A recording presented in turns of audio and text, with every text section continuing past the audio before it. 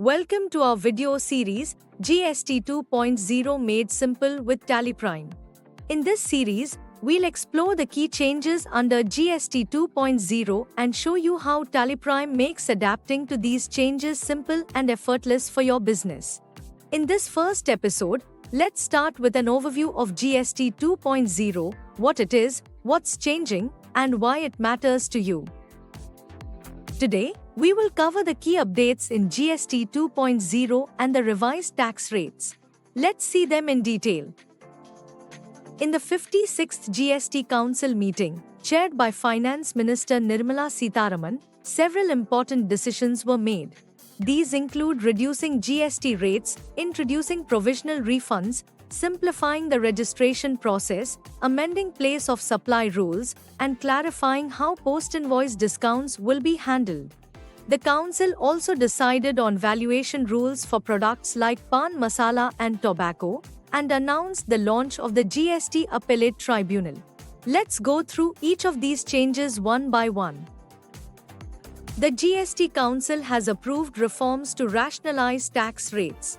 Earlier, we had multiple slabs like 5, 12, 18, and 28%. Now, these are simplified into three categories. 5% is the merit rate, covering essentials and utilities. 18% is the standard rate for consumer goods. And 40% is the demerit rate, applied to luxury and sin goods. To easily compare the old and new GST rates, you can use the free tool developed by Tally Solutions. From 1st November 2025, businesses can receive provisional GST refunds. This means officers can sanction refunds quickly based on system evaluation and risk checks. 90% refunds will be allowed for zero-rated supplies and inverted duty structures.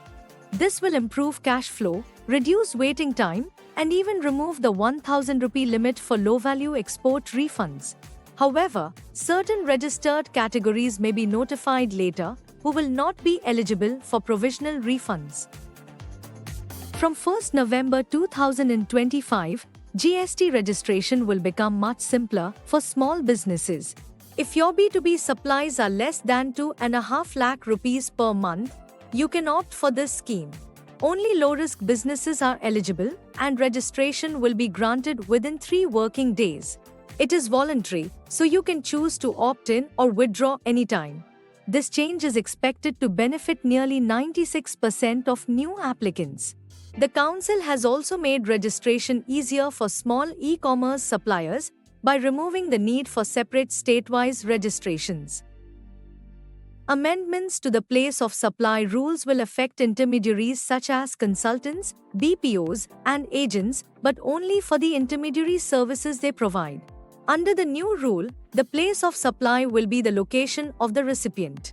This means services will be treated as exports, attracting zero-rated GST and eligibility for input tax credit refunds.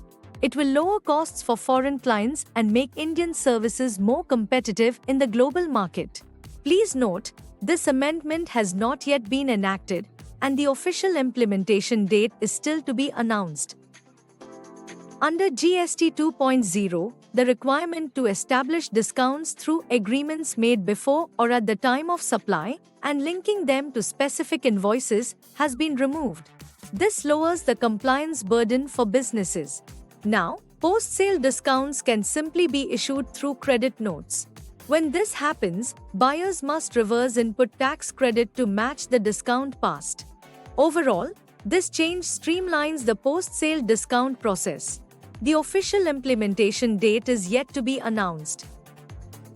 Under GST 2.0, the government has decided that GST on products like pan masala, gutkha, cigarettes, and other tobacco items will be charged on the retail sale price instead of the transaction value. For now, the existing GST rate and transaction-based valuation will continue.